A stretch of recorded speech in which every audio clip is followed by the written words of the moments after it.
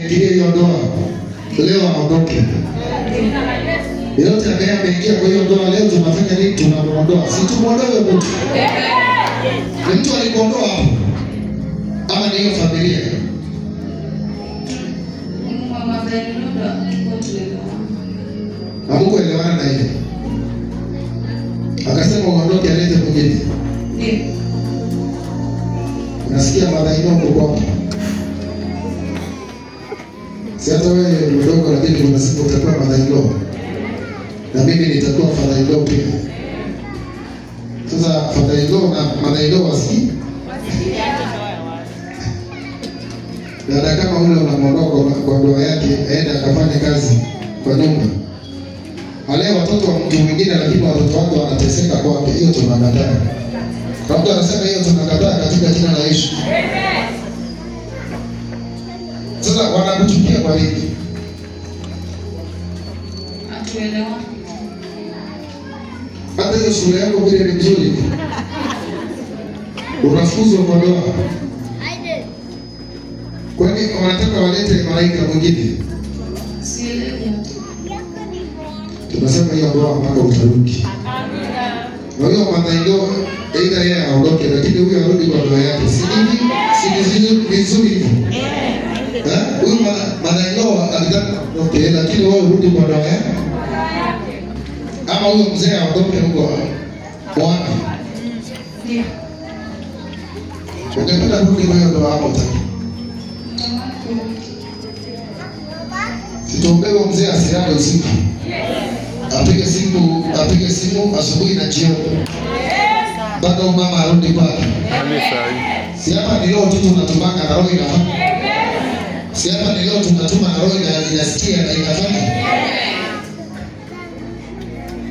Kama tunaweza tuma roho kwa mtu mgonjwa na apone, tunaweza shindwa kutuma roho kwa madhailo na hiyo mapepe ya ya chuki.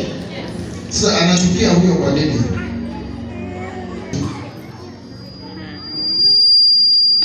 Si vibaya kusaidia yule mama hata kama hawezi jiinua, unamuinua, unampeleka mahali ajisaidie, unamrudisha, unamfulia nguo. Lakini na watoto wako je? Sio roho shambao. Hiyo ndoa yako. Yeyote ambaye anaingilia atawanyike na ashindwe. Mwambie kwa jina la Yesu. Kupitia madhabahu tunakurudisha kwa ndoa yako. Mwambie tu kibali, mwambie hiyo ndoa iwe na amani na pia yako iwe na amani kama inasumbuka.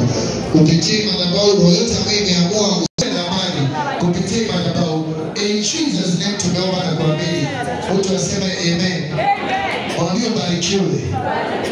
Na ndoa yako irejeshwe. Kwa jina la Si Mungu atende kwa hiyo mama kwa jina la Yesu. Amen. Mother-in-law, Mungu asikie hiyo maombi. Amina. Nasikia mother-in-law vile wanafanyia watu. Watu wengi wanalia kwa ndoa, wanalia juu ya nini? Mother-in-law. Mother-in-law vile amefanya.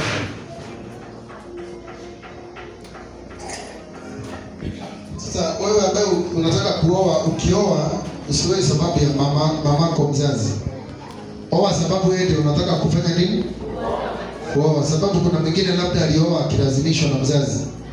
Ama aliletewa na mzazi. Sasa kama ni mzazi alileta, anaweza sema akae ama aende.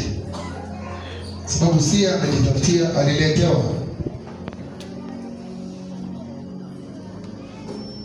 Lakini naamini kupitia madhabahu ndoa zenu na zipone katika jina la Yesu. Amen. Kama kuna mtu wako mahali hapa na ndoa yake haina amani, vile ndoa zetu zilivyo na amani, na yako ipate amani kwa jina la Yesu. Amen. Kama vile ndoa zetu zilivyo na amani, ndoa za madhabahu zilivyo na amani, na yako ipate nini? Amani. Amani kwa jina la Yesu.